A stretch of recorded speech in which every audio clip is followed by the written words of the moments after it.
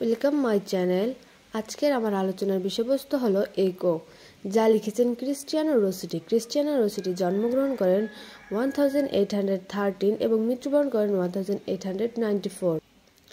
Ego কবিতাটি recently honours first ইয়ারের introduction to poetry বইতে অ্যাড করা হয়েছে। আজকে আমি এর বাংলা ট্রান্সলেশন করব। ক্রিস্টিয়ানো রসিটি হলেন একজন রোমান্টিক পয়েট। ক্রিস্টিয়ানো রসিটি বেশিরভাগ পরিচিত তার রোমান্টিকিজম, তারপর চিলড্রেন্স পোয়েম, ডিভোশনাল পোয়েমের জন্য। চলুন এখন আমরা এই কবিতাটি পড়ে নিই। Come to me in the silence of the night.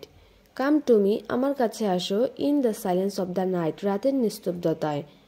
তিনি এই কবিতাটি মূলত তার বিলাভড পার্সনের উদ্দেশ্যে লিখেছেন, যাকে তিনি হারিয়ে ফেলেছেন। এখন তিনি তাকে আবার ফিরে পেতে চান, এই জন্য তাকে নিয়ে তিনি এই কবিতাটি লিখেছেন। Come in the speaking silence of the dream. স্বপ্নের মধ্যে নিস্তব্ধ কথা বলতে আসো। Come with soft rounded cheeks and eyes as bright. Come with soft rounded cheeks, তুমি তোমার গোল চেহারা নিয়ে, অ্যান্ড আইজ অ্যাজ ব্রাইট, এবং উজ্জ্বল চোখ নিয়ে, সানলাইট, যা সূর্যের আলোর মতো উজ্জ্বল, অন দ্য স্ট্রিম, ঝর্ণাতে, তা নিয়ে আমার সামনে আসো। মানে কবি তার সুন্দর চেহারাটার কথা বলছেন, যেন সে তার সামনে তার সুন্দর চেহারা নিয়ে আসে। Come back in tears. Come back, ফিরে আসো, ইন টিয়ার্স, আমার চোখের পানির মাধ্যমে।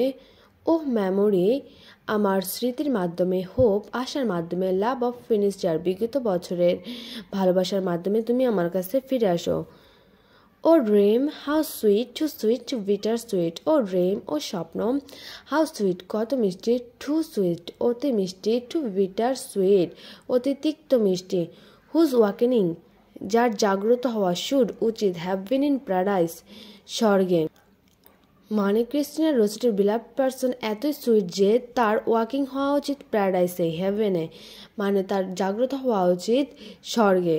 হোয়ার সোলস ব্রিমফুল অফ লাভ অ্যাবান্ডেন্ট, যেখানে আত্মা ভালোবাসায় পরিপূর্ণ থাকবে, অ্যাভয়েড অ্যান্ড ওয়েট, এবং আমরা একে অপরের সাথে দেখা করতে পারবো। হোয়ার থ্রিস্টিং লঙ্গিং আই, যেখানে থাকবো তৃষ্ণার্ত চোখ, মানে একে অপরকে দেখে চোখ আটকে যাবে। এখানে লাইনটা দ্বারা এটাই বোঝানো হয়েছে। তারপর বলছেন ওয়াজ দ্য স্লোডোর, আমরা একে অপরকে দেখব খুবই, মানে ধীরে ধীরে, মানে আমরা দরজার সামনে গেলে যে একে অপরের চোখ আটকে যাবে, ওটাই বলা হয়েছে। That opening, letting in, lets out no one. That opening, যেটা খোলা হয়েছে, মানে দরজাটা খোলা হয়েছে, লেটিং ইন, এর ভিতরে অনেকেই গিয়েছে, লেটস আউট নো মোর, কিন্তু তারা যে গিয়েছে এখনও ফিরে আসেনি। এটা তারা বোঝাচ্ছে যে কবি এবং তার বিলাভড পার্সন একে অপরকে দেখে এতক্ষণ ধরে একে অপরের দিকে তাকিয়ে আছে, যে এটার ভিতর দিয়ে দরজার কাছে গিয়ে মানুষ যাচ্ছে আসছে, কিন্তু তারা এখনো একে অপরের দিকে তাকিয়ে আছে। এটার দ্বারা তাদের ডিপ লাভ বোঝানো হচ্ছে। Yet come to me in dreams that I may live. It come to me, আমার কাছে, তবু তুমি আমার কাছে আসো, ইন ড্রিমস, স্বপ্নের মাধ্যমে, দ্যাট আই মে লিভ, যাতে করে আমি বাঁচতে পারি। My very life again the cold in death, যদিও আমি একদিন শেষ হয়ে যাব মৃত্যুতে। Come back to me in dreams that I may give. Come back to me in dreams, স্বপ্নের মধ্যে আসো, দ্যাট আই মে গিভ, যেন আমি তোমায় দিতে পারি।